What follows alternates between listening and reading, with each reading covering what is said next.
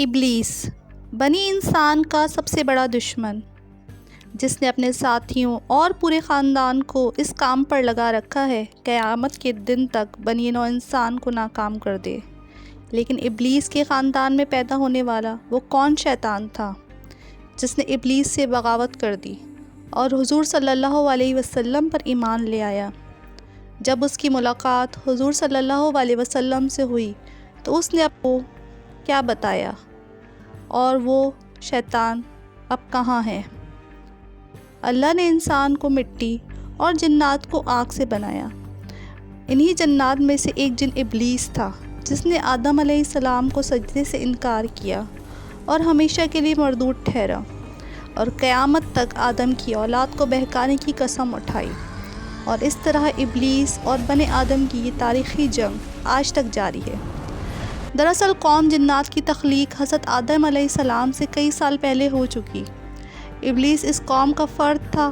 اللہ نے اسے بھی انسانوں کی طرح شعور اور اپنی قوم کو آگے بڑھانے کی صلاحیت بخشی تھی، لہٰذا ابلیس کی نسل میں وقت کے ساتھ اضافہ ہوتا گیا، اور لشکر ابلیس بنی نوع انسان کو گمراہ کرنے کے لیے اس دنیا پر پھیل گئے۔ ابلیس کے مختلف بیٹے اور مختلف پوتے مختلف کاموں پر مامور ہو گئے۔ کوئی قتل و غارت گری کو پھیلاتا، کوئی زنا و فحاشی، لیکن ایک شیطان ایسا بھی ہے جس نے اپنے جد امجد یعنی ابلیس سے بغاوت کی اور راہ حق اختیار کی۔ اس متعلق احادیث اور تاریخ کتابوں میں ایک واقعہ بیان ہوا ہے جو کچھ یوں ہے۔ حضرت انس بن مالک اور حضرت عمر ابن خطاب رضی اللہ تعالیٰ عنہ سے روایت ہے کہ ایک روز ہم نبی کریم صلی اللہ علیہ وسلم کے ہمراہ مکہ کے جنگلات کی طرف نکلے۔ ہم تہامہ پہاڑوں کے ایک پہاڑ پر بیٹھے تھے کہ ایک بوڑھا شخص نمودار ہوا۔ وہ اپنی لاٹھی کے سہارے چل رہا تھا۔ اس نے حضور اکرم صلی اللہ علیہ وسلم کو سلام کیا۔ آپ صلی اللہ علیہ وسلم نے جواب دیا اور فرمایا، یہ بوڑھا اپنی چال ڈھال اور آواز سے جن معلوم ہوتا ہے۔ اس بوڑھے نے کہا، جی ہاں، آپ کا اندازہ درست ہے۔ آپ صلی اللہ علیہ وسلم نے اسے دریافت کیا کہ تمہارا تعلق جنوں کے کون سے قبیلے سے ہے؟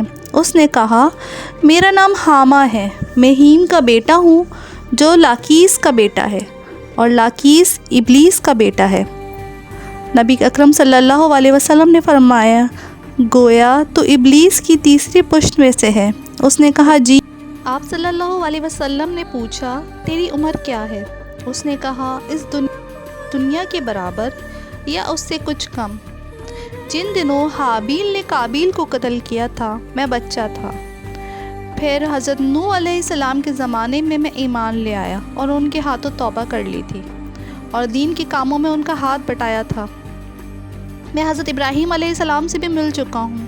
اس کے علاوہ حضرت یوسف، حضرت موسیٰ سے بھی مل چکا ہوں، اور جب میں حضرت عیسیٰ علیہ السلام سے ملا تو انہوں نے کہا، جب تم آخری پیغمبر صلی اللہ علیہ وسلم سے ملو تو انہیں میرا سلام پہنچانا۔ چنانچہ میں اس امانت کو لے کر آپ کے پاس پہنچا ہوں۔ نبی کریم صلی اللہ علیہ وسلم نے فرمایا، عیسیٰ پر سلام ہو۔ اے حامہ، امانت پہنچانے کی وجہ سے تجھ پر بھی سلام ہو۔